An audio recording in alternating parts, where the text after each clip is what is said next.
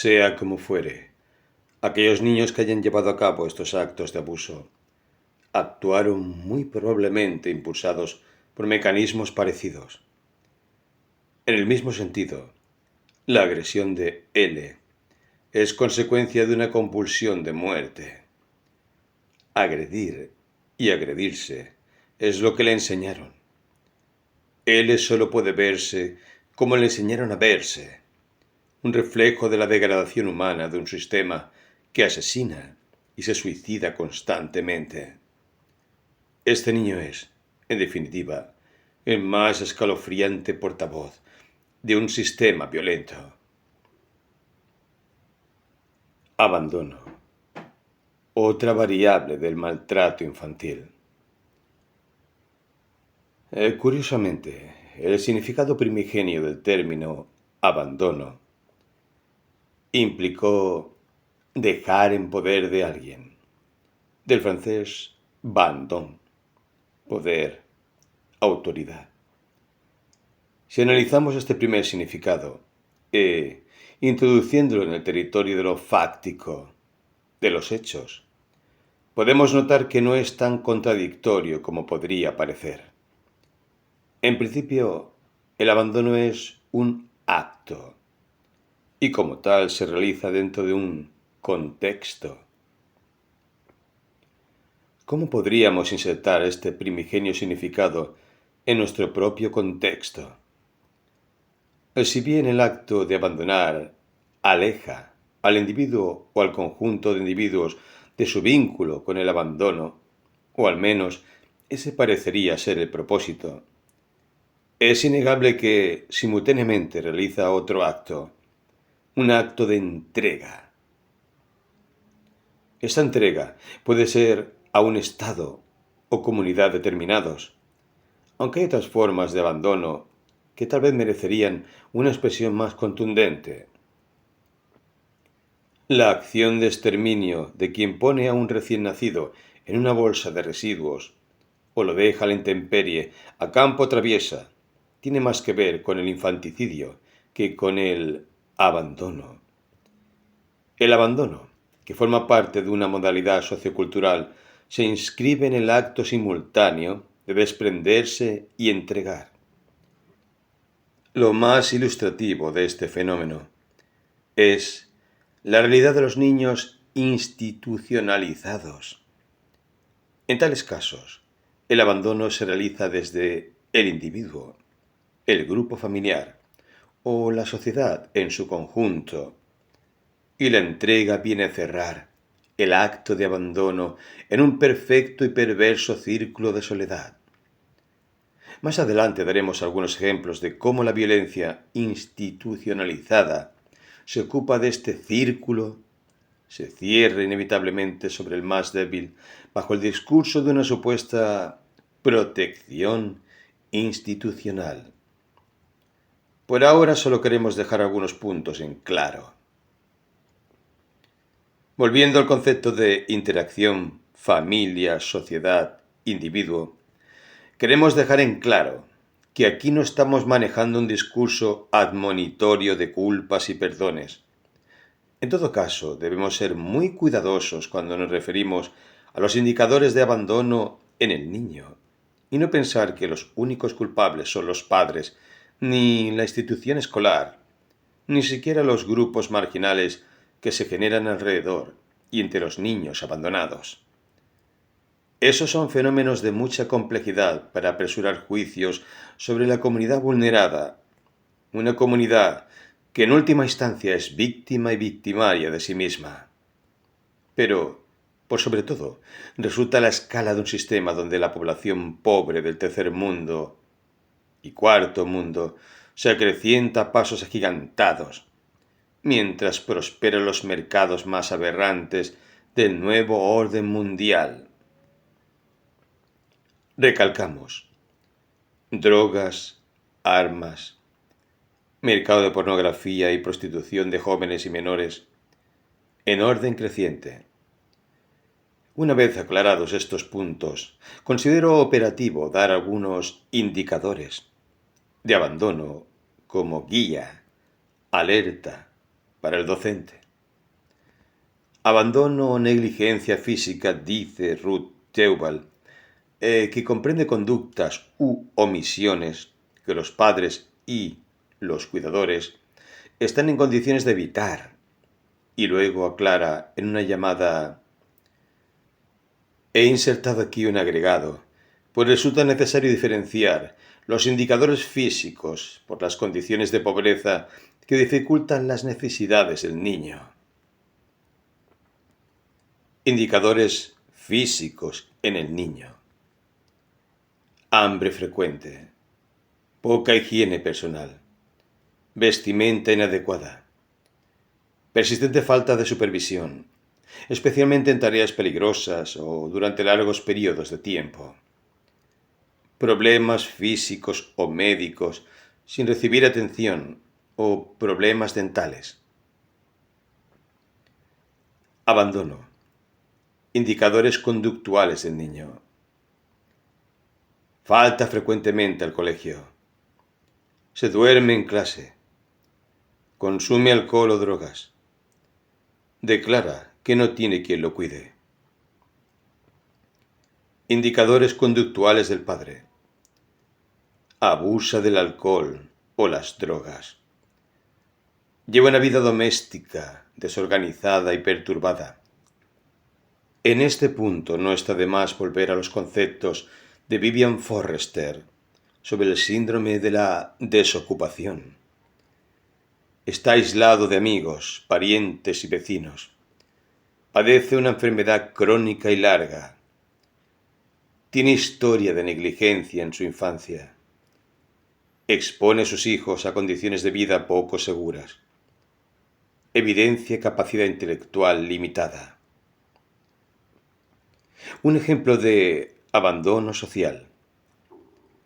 Sobre este punto deben tenerse en cuenta situaciones tales como la enfermedad crónica de una madre, sumado esto al absoluto abandono familiar y social sobre el que trata el ejemplo que damos a continuación. C es una niña de 10 años. Vive junto con su madre y sus otros 2 hermanos. Sin embargo, está destinada al naufragio. Su madre vive atada a un tubo de oxígeno. Hace más de 3 años que espera un trasplante de pulmón, que no llega. C no tiene padre ni otros parientes que puedan hacerse cargo de ella. Vive en un hotel, pero prefiere la calle. C se alivia en los videojuegos. Tiene como referente un grupo de niños que roban bicicletas y compran marihuana. C ya sabe lo que significa transar, fumarse un porro, posar desnuda para revistas underground que se dedican a la pornografía infantil. La violencia social le ha dado todas las respuestas sin que haya podido llegar a formularle ninguna pregunta. A veces se abraza a su madre como a un espectro. Su madre y sus hermanos no conocen lo que significa el amparo. Ella sabe de su destino. Es el internado o la calle el día que esa madre ya no esté. Para eso, C ha preparado sus armas que siniestramente, al tiempo que le otorgan el lugar de la complicidad delictiva, le arranca la niñez a pedazos. No nos engañemos. Así como en el caso de C, cuya situación es particularmente trágica, la mayoría de los abandonos se producen por la instauración dentro del grupo familiar de una sociedad que, al desproveer de los mínimos aspectos indispensables de asistencia y cuidado de sus individuos, alienta, por otra parte, el negocio del delito. La familia, atravesada por este doble signo de abandono e instigación al delito, comienza a manifestar conductas especulares del sistema. Bringiotti ilustra este ejemplo con claras estadísticas. Dice la autora que en los países anglosajones se observa que el abandono físico es el mayormente detectado, seguido por el maltrato emocional y luego por el maltrato físico. Nuestros resultados coinciden plenamente con estas tendencias, a pesar de que en la opinión pública se sigue asociando con el maltrato físico. Seguir suponiendo que el estado inhumano al que son sometidos los niños en este tercer milenio no es una cuestión privada, no obedece a cuestiones intrínsecamente familiares. Se ilustra elocuentemente recogiendo algunas cifras. En el anuario de 2000 de la OEA se comunica que al menos el 25% de la población infantil mundial trabaja. El porcentaje de mortalidad infantil es cada vez mayor y la cifra mundial de desnutrición asciende al 30%.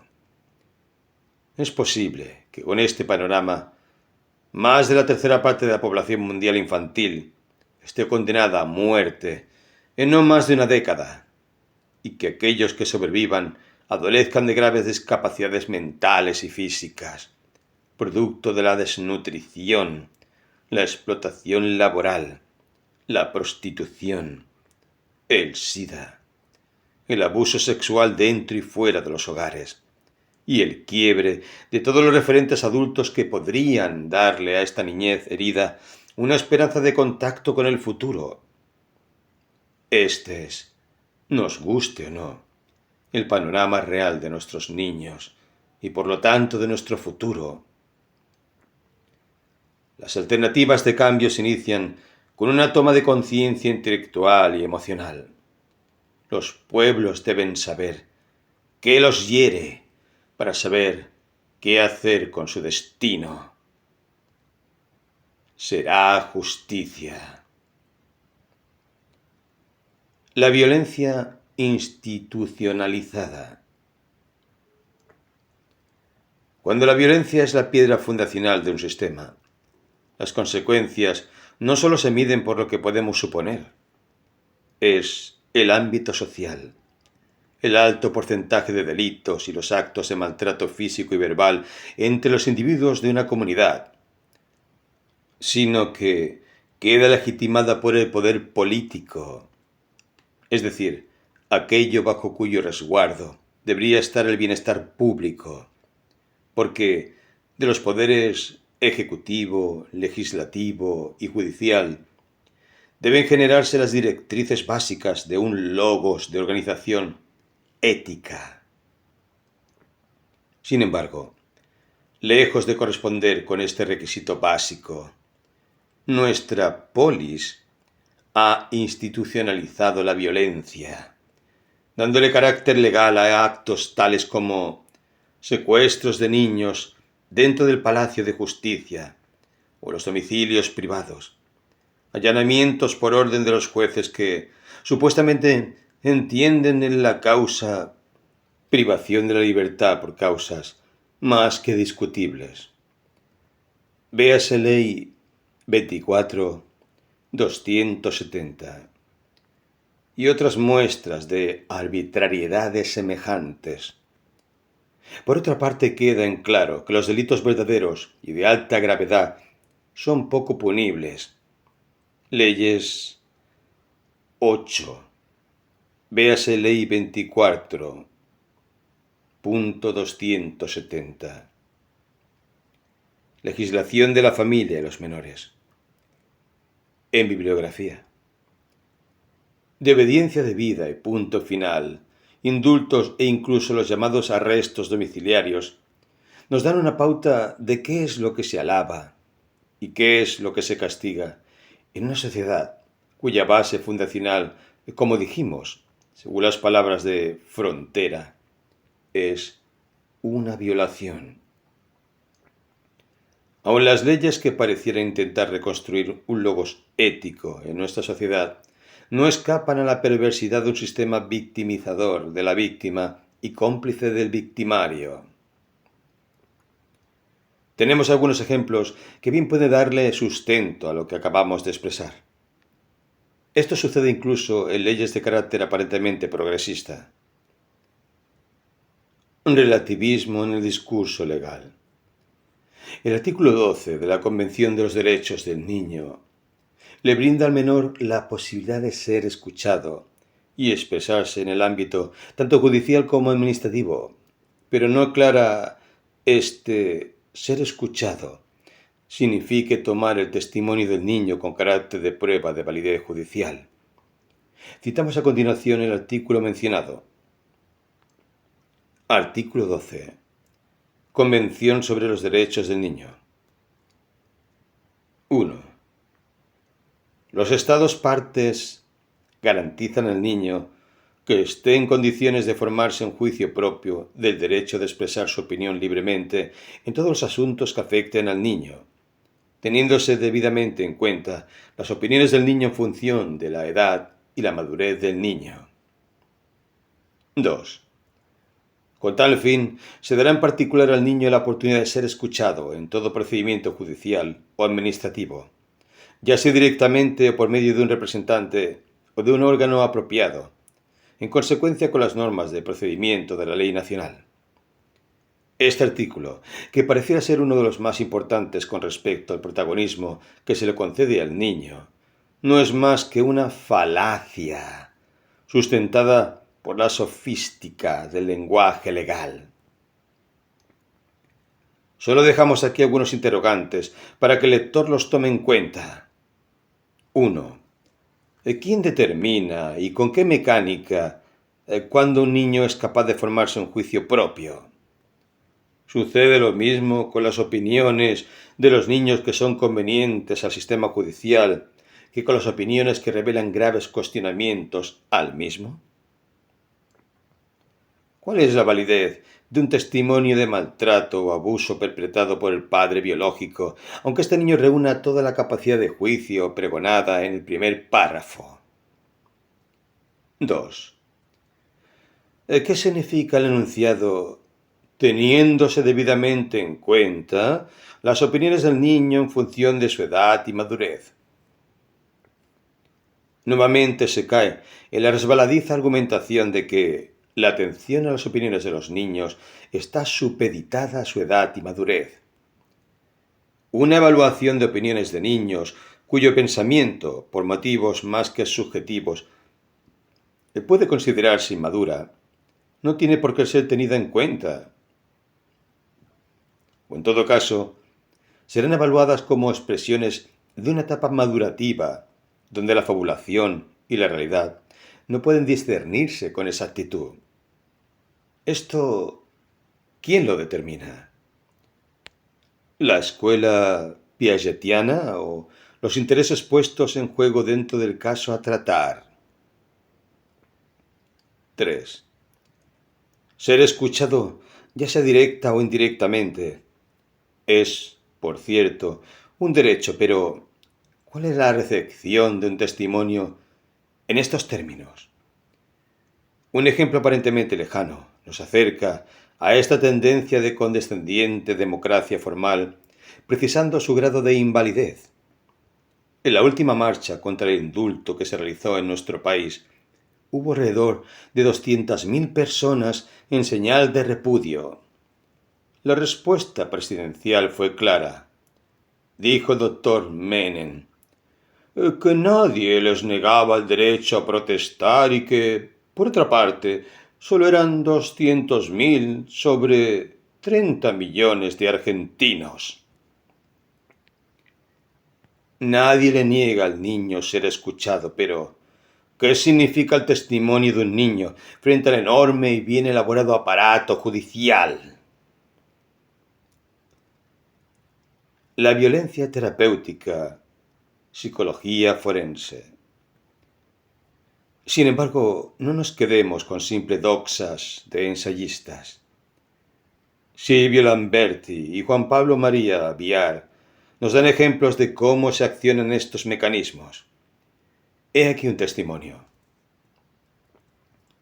Este corresponde a una niña discapacitada de 8 años de edad al momento de la denuncia en la sede civil.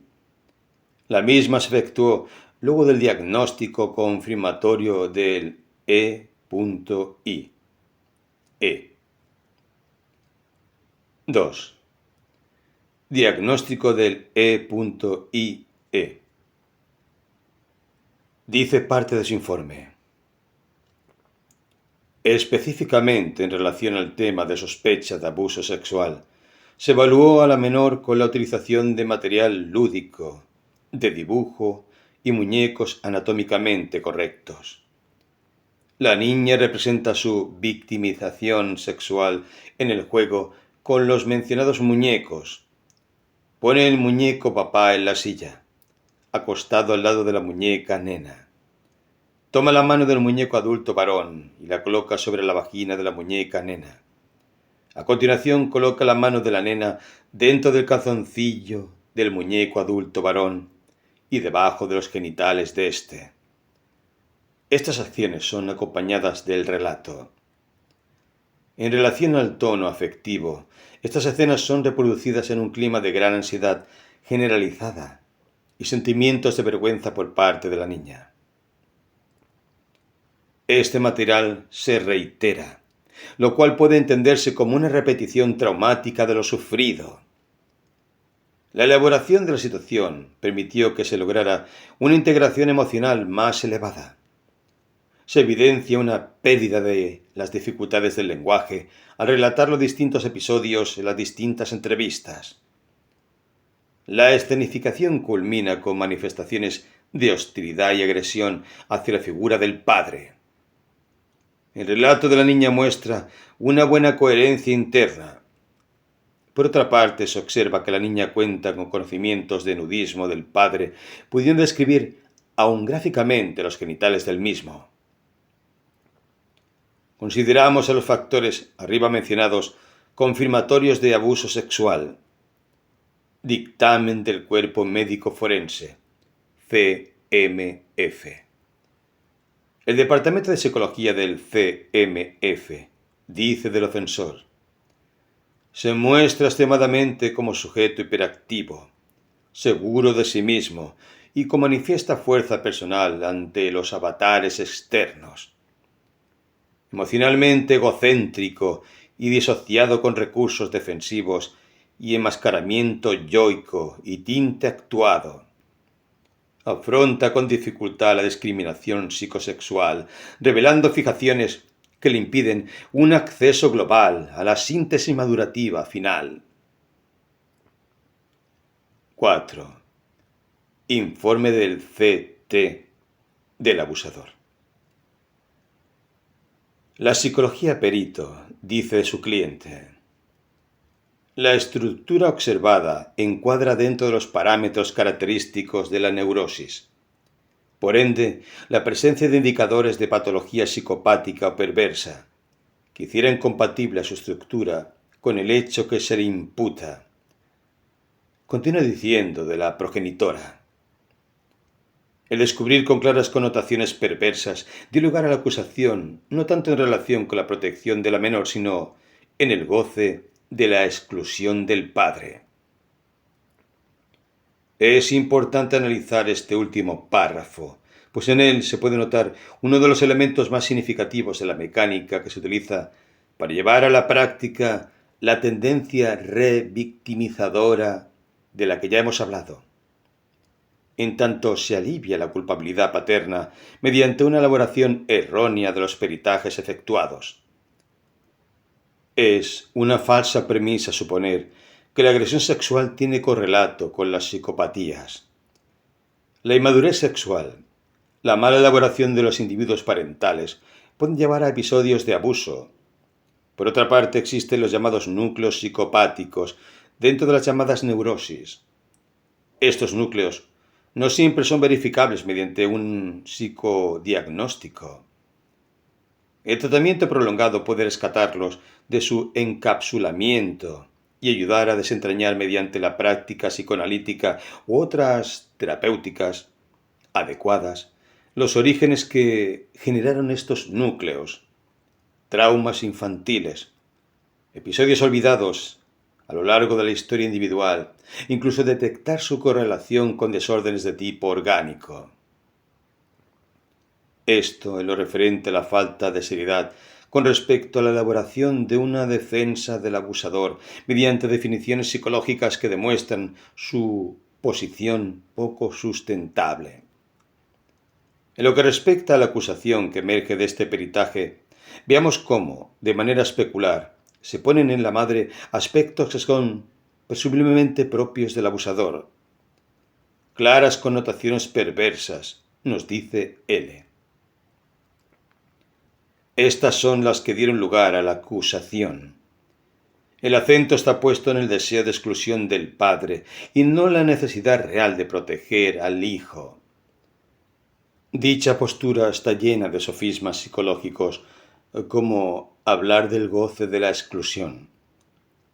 El discurso del aperito toma aquí claras expresiones de una tendencia misógina, donde la peligrosidad de la exclusión del hombre de la institución familiar debe ser castigada con la victimización de la madre y la menor, con acusaciones muy en boga dentro del sistema judicial, como la de ejercer la parentectomía, es decir, la eliminación del padre de la familia mediante prácticas de lavado de cerebro que se efectúan a través de la inculcación de mentiras verdaderas en el pequeño, consecuencias de las que surge un relato irreal del niño. Es tal vez este el motivo por el cual la valoración del testimonio infantil está tan cuestionada.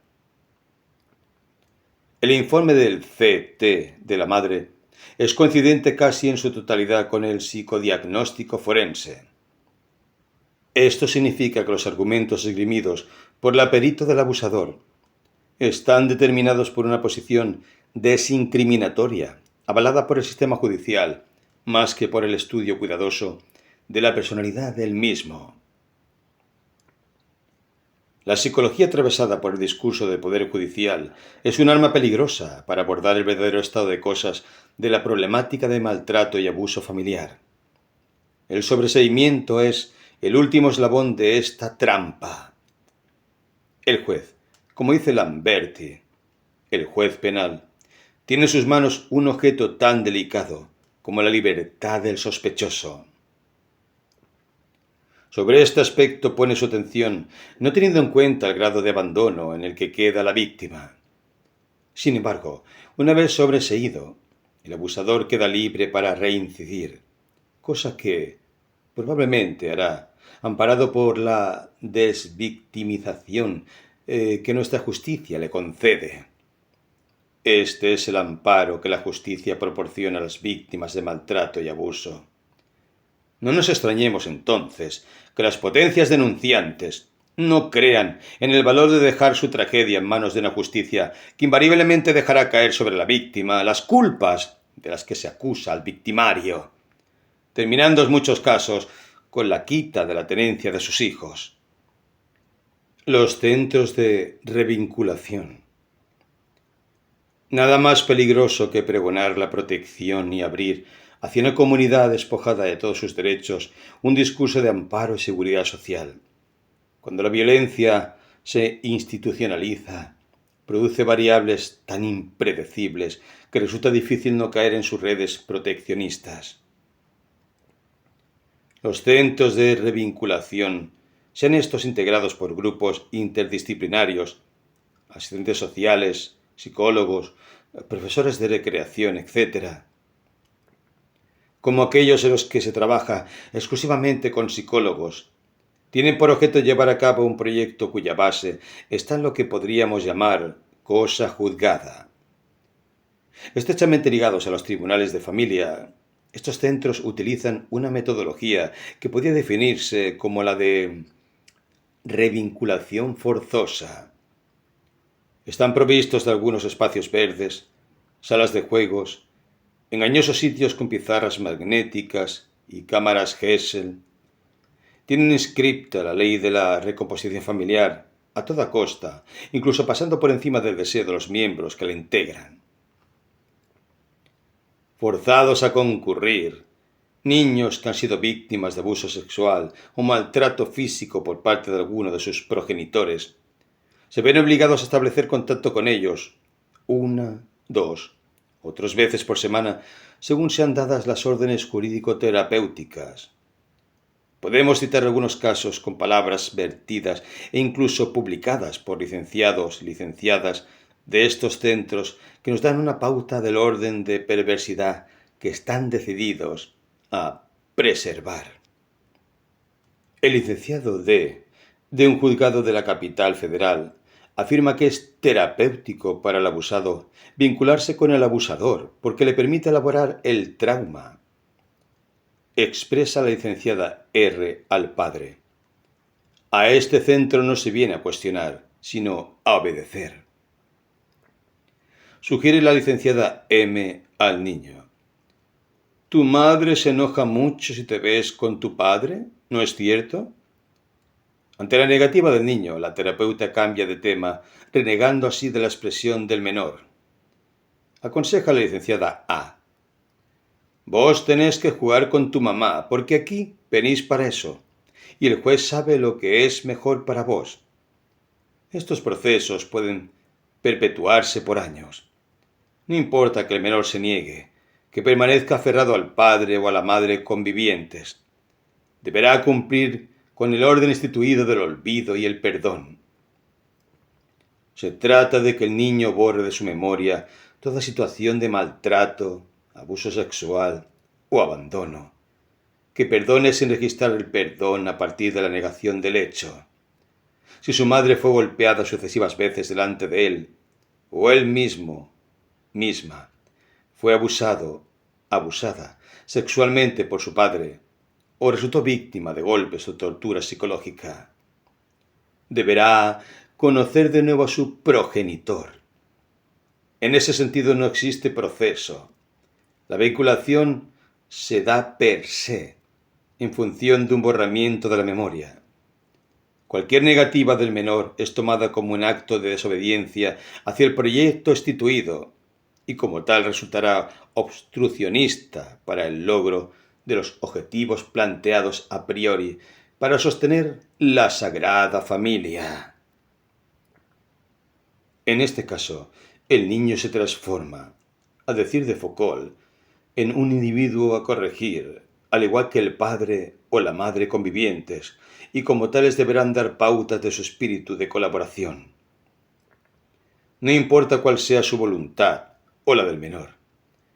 Si esto no ocurre, sucede el castigo. Informes adversos, audiencias amenazantes, etc. Al niño no se le pregunta qué quiere, aunque exprese sus sentimientos o sus deseos de no ver a quien lo ha agredido. Podrá ser alejado de su familia primaria, madre, hermanos, o padre, hermanos, etc. Es decir, aquellos con quienes ha pasado la mayor parte de su vida o con quienes ha encontrado la paz después de haber padecido, como ya dijimos, maltrato físico o emocional, abuso sexual, abandono y otras formas de violencia. De este modo, el futuro del niño ha quedado en manos de un poder ajeno a su comprensión, que no lo escucha ni atiende a sus necesidades reales, sino que presupone un orden a priori, cuyo fondo es un arraigado poderío patriarcal, un orden misógino y violatorio que defiende sus estructuras más allá de las necesidades de lo humano real. El niño a corregir, a merced de los dictámenes de estos sofistas de la ley y del alma, pasará a vivir con aquel o aquella que rechaza, o en caso contrario será llevado a un instituto de menores. De este modo, lo que era cosa juzgada desde un principio encuentra su final trágico en el mutismo de un expediente archivado. Lo que surge como una clara evidencia a partir de estos ejemplos es hasta qué punto la violencia instalada en un sistema puede llevar a la promoción del delito, dejando como legado un indudable mensaje de impunidad. La negación del pasado, la ausencia de sentimiento de culpa instalada en el poder, nos da cuenta de un sistema psicópata que como tal despliega sin grandes dificultades todos los recursos propios que lo determinan. Sadismo, legitimación de lo ilegítimo, conducta especular, culpabilización de la víctima. Queda en manos de los legisladores honestos, de los ciudadanos comprometidos y de la inteligencia unificadora de las víctimas, la reversión de estos aberrantes resabios de un sistema ya hace décadas padecido por los argentinos.